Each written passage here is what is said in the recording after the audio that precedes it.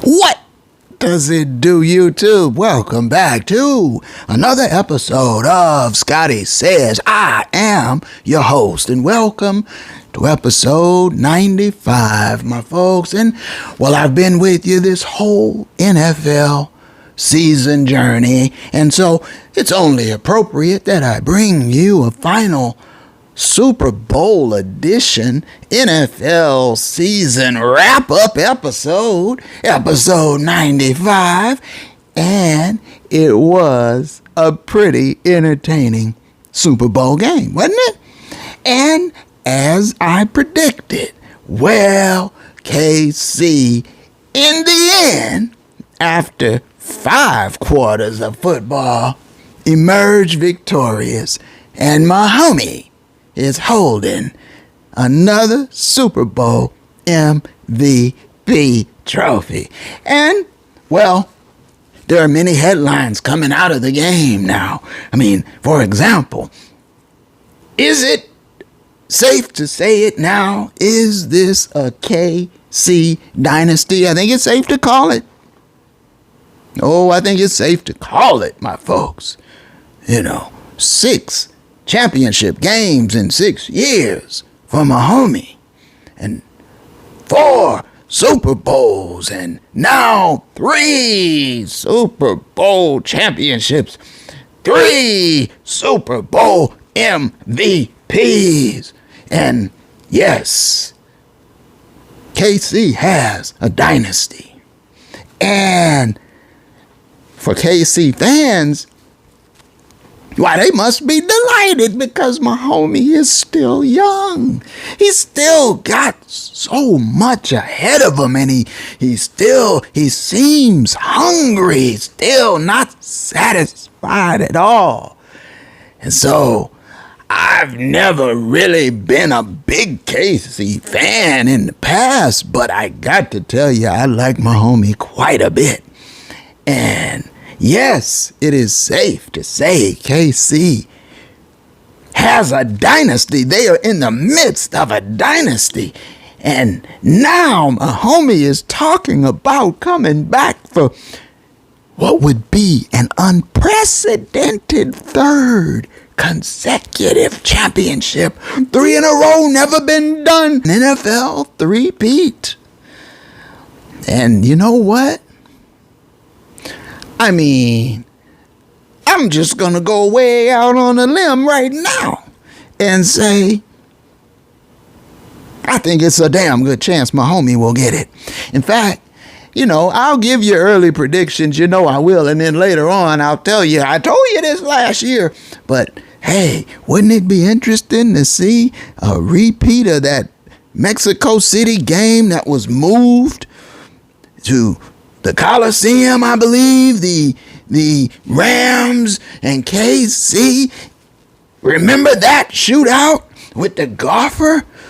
Wouldn't it be interesting to see a repeat of that in the Super Bowl next year? Well, hey, whoever it is there, if they're there versus Mahomey, I'm picking KC. And that's the lesson I've learned in my predictions. And let me just say right here, I'm rethinking. I've been staunch anti-gambling, but I am actually rethinking my position to the extent that there were 13 NFL postseason games, 13, my folks, and I went 10-3, and in so doing, I began to think, well, if I strategically put a little change here or there, since I seem to be doing a lot better than the other experts, with picking these games, and I have a pretty good idea, a sense of how these teams match up and how these outcomes will play out. And I mean that over the course of watching them for a season. You know what I mean? I wouldn't want to put any change down in week 1 or week 3 or week 5, because it's still too early in the season and the identities of the teams haven't been fleshed out, you understand? But by the time you get to the playoffs, by the time you get to the postseason, who these teams are is fairly well established. You do a good amount of research, digging into the data, you know what I'm saying? And why, you might end up going 10-3 like I did. And the 3 that I missed on, one was the Rams. There you have it right there. That was a hard pick because upstairs I had a bad feeling about McWonder doing McWondrous things, and he did. And they did. But beyond the Rams, I only missed them damn Cowboys, which I knew they were going to fall and fold. I just gave them too much credit. I thought they'd win one game in the postseason. I didn't think they'd just flame out one and done to a 7. But I could have easily called the Cowboys falling. And so the Rams, them damn Cowboys, and the third pick I missed on Baltimore and KC. And that's where I really learned my lesson. That's where I saw, I see it's an epiphany. I see that it is Mahomey who is the magic man, and you cannot bet against Mahomey, and I won't do it. I won't do it. So that's how I knew that KC was going to defeat Father Shanahan and the boys, the bullies from the Bay. And Father Shanahan is taking some heat. Incoming fire. Duck Father. But I happened to be watching the Super Bowl game with a neighborhood bird. And the bird kept yelling out, San Francisco's going to win! Because San Francisco looked like a better team for a good part of the game. And as the bird imbibed more of the vino and got louder, her shrieks of delight got louder, and she kept yelling out, San Francisco's going to win! And I kept saying, just wait. I told her repeatedly, I said, look, I've seen this movie before. We've seen Father Shanahan race out to a big lead in a big game, like a championship game or a Super Bowl game. We've seen it time and time again, in fact. And we've seen him cough it up and wear that L on his head.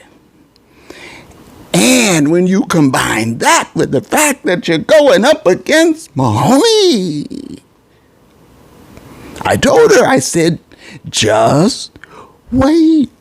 I know it looks this way, first quarter, second quarter. I know, but I told her, just wait. And it came to pass, just as I knew it would. I never really felt any doubt about it. I'm like, KC is going to end up winning this game. I just had a feeling. And so, speaking of Mr. Mahomey, the question is, could he possibly be, if not now the GOAT, on a trajectory to be the GOAT? And to that, the answer is hell to the yeah. Hell yeah. You got six championship games in 6 years?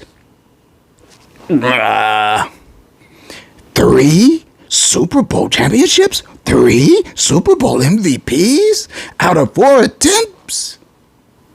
I mean, he's only lost big games to Jughead Joe Burrow and of course the old GOAT. The guy is having a magical career, like out of a storybook.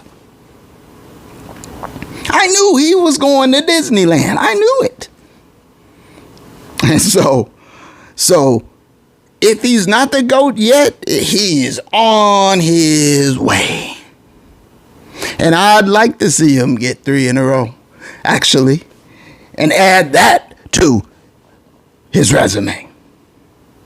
But other big storylines coming out of the KC win in Super Bowl, was it 58? Let me see, LVIII, I think that's 58. The Vegas Super Bowl, I'll call it that. Other big storylines coming out, well, as I mentioned, Father Shanahan, under fire, incoming, dark father. Father is being roundly criticized, and I have to point out now, it's deserved. It's deserved. Okay, first of all, Father went McWonder in the second half. Huh? You wrote the book on McWonder, Father.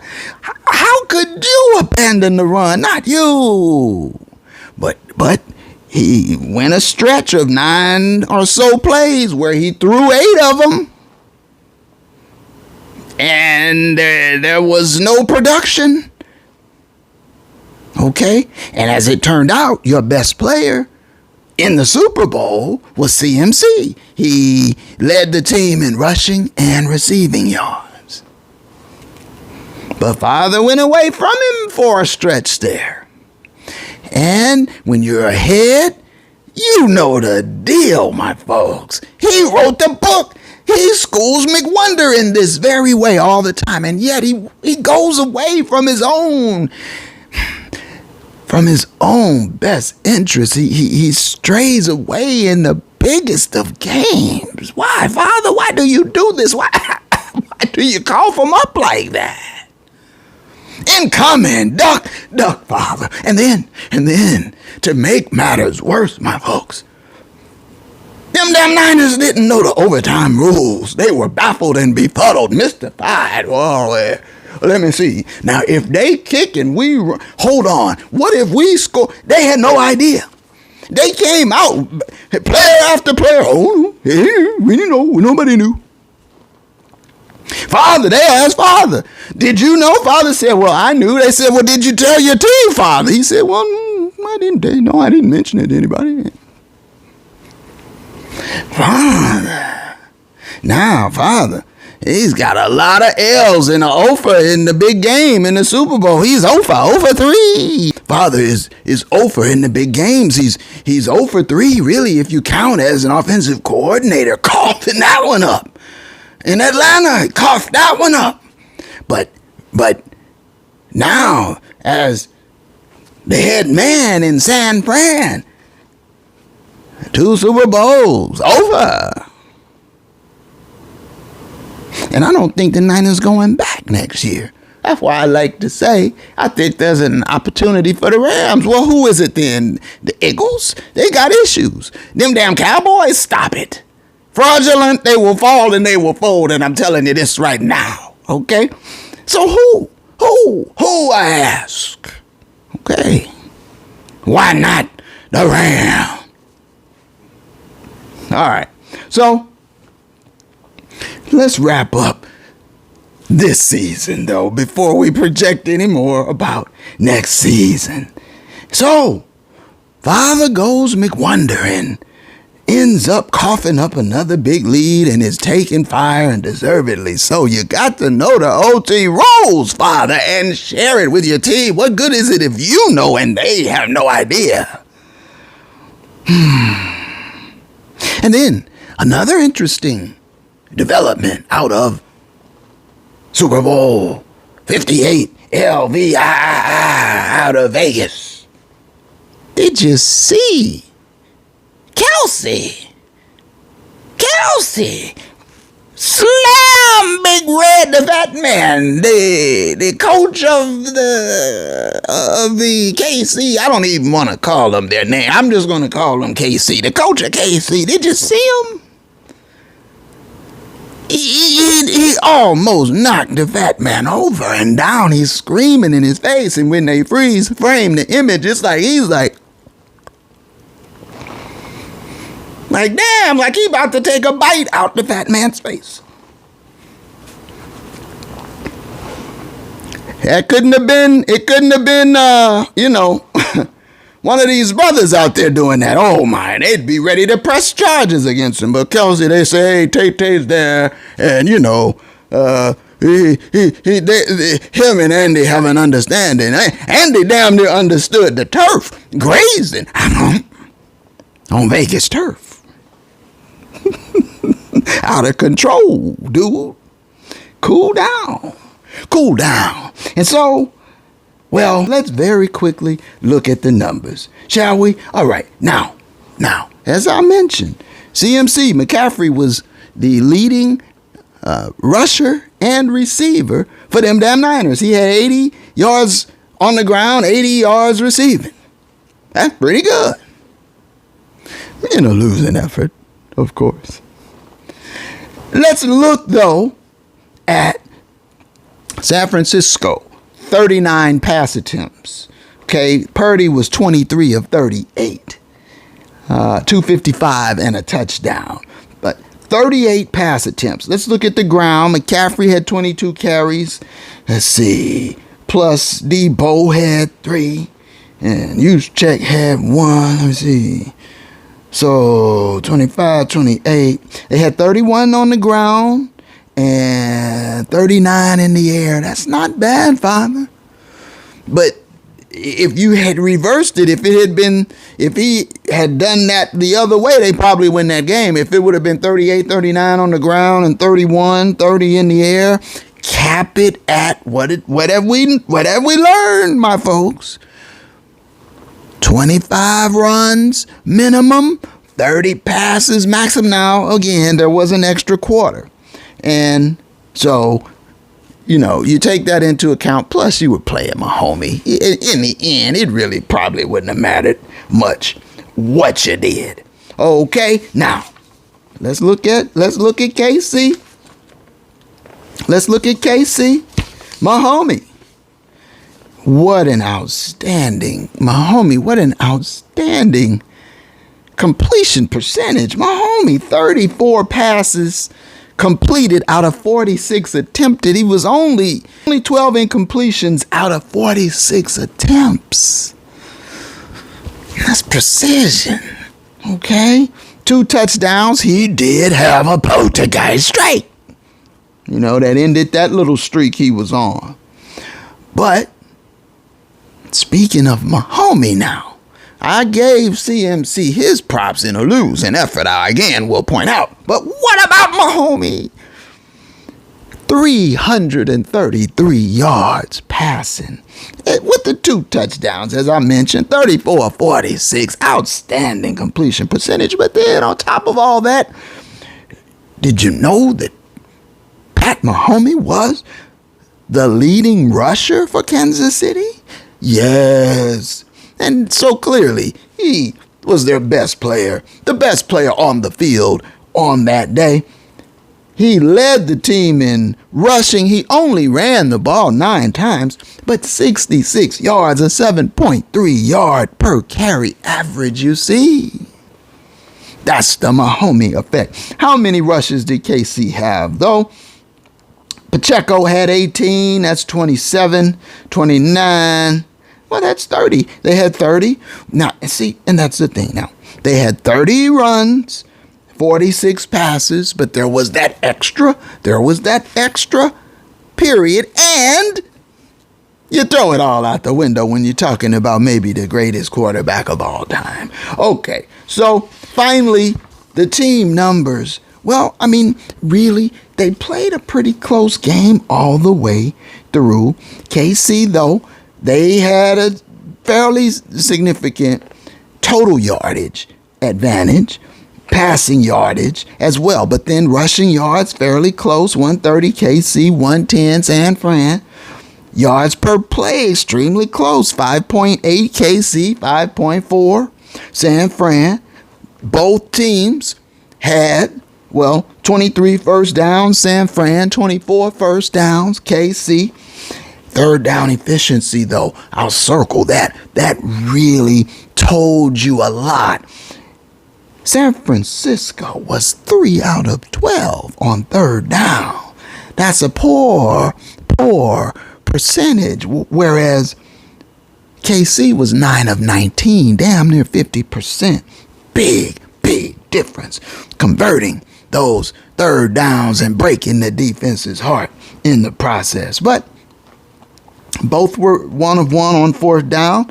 79 total plays. KC, 71 plays for San Fran. KC, Mahomey was sacked 3 times, Purdy only once. They both punted the ball 5 times apiece. They both had 6 penalties for 55 for KC, 40 for San Fran, so even there. Turnovers, as it turned out, even there. San Francisco lost 2 fumbles. You know that one CMC coughed it up right out the gate. But they lost 2 fumbles. And then KC, they lost 1 fumble, and Mahomey had to put a strike as well. So both teams, 2 turnovers. Time of possession, damn near dead even. 38 minutes for San Fran, 36 plus for KC. And so, my folks, there you have it. It's been quite an NFL season, an epic season. And I hope you've enjoyed my coverage of it. And so I'll be back with the other content in the weeks to come. For example, just in closing, I have to mention the Kansas City parade shooting situation. All right. And so you've got all these people out there, almost a million people out there. It's almost like, in this day and age, in this country, it's like you almost know something's going to pop off. Whether it be a fight, whether it be some teenager who's mad at the world, or whether it be a lunatic who's been laid off, or a psychopath who wants to commit mass murder, it could be any number of scenarios. But my folks, we live in an insane asylum. All right? We are inhabitants in the United States of asylum, insane asylum, to be precise. There are hordes of lunatics all among us. Lunatics, deviants, monsters, morons, they are all scattered among us. And they are millions. Listen to me now. They are millions strong. They are legion. And you can see it in just about every aspect of this society. Look at the politics. Need I say more? We may be living at the end of what was known as American democracy. We may be now. Okay? Prepare yourselves for what is coming.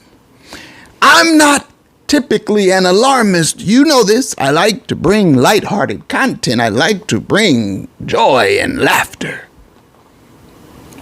That's one reason why Scotty Says has focused primarily on sports content, because it's light, it's alternative, and yet there is no escape from this, my folks. You don't escape it at the game or at the victory parade. Okay? Wherever it is you may go, the bowling alley, church, the movie theater, to your place of employment, your children's school, or your own if you are in school. It doesn't matter where it is. We live in an insane asylum. And please understand, this is not a recent development. This goes back to the country's founding. All right, it is endemic in what is the United States of America. The bloodshed, the hypocrisy, the disregard for humanity, it's in the foundation. There's rot at the core. People ask, I hear them, why? Why does this happen so much?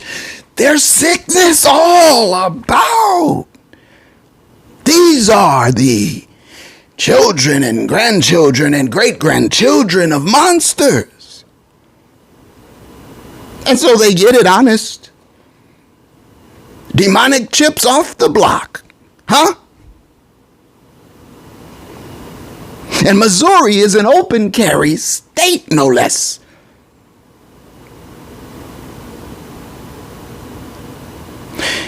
And the insanity,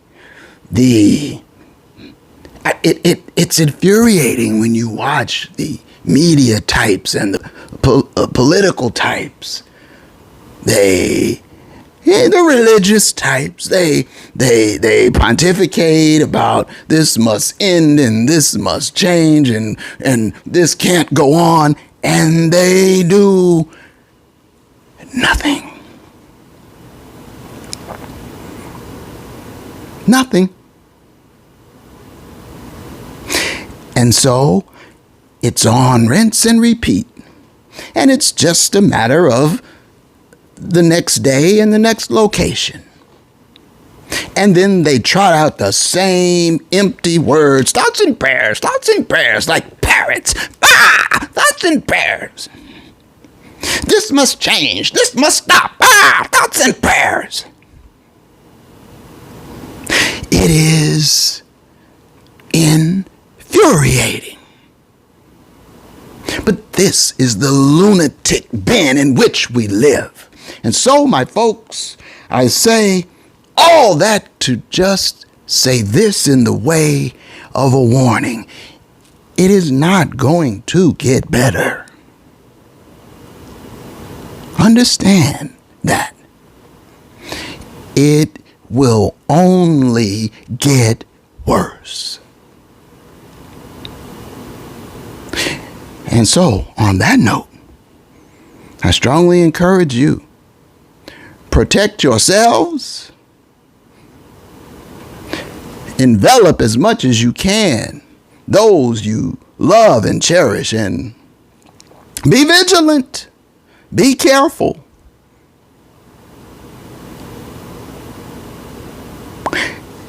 And then try to have a nice life.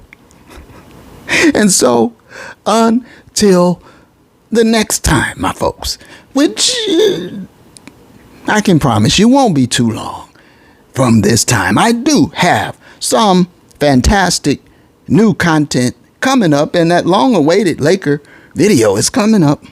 And so until then, what I'm asking from you, what I need you to do is throw me one of these. All right? Throw me one. Now, please like the video. Subscribe if you haven't already. Leave me a comment. Let me know what you think, should you be so inclined. And until the next time, my folks, Scotty says, one love. And speaking of one love, go see One Love, the Bob Marley video. I thoroughly enjoyed it. One love.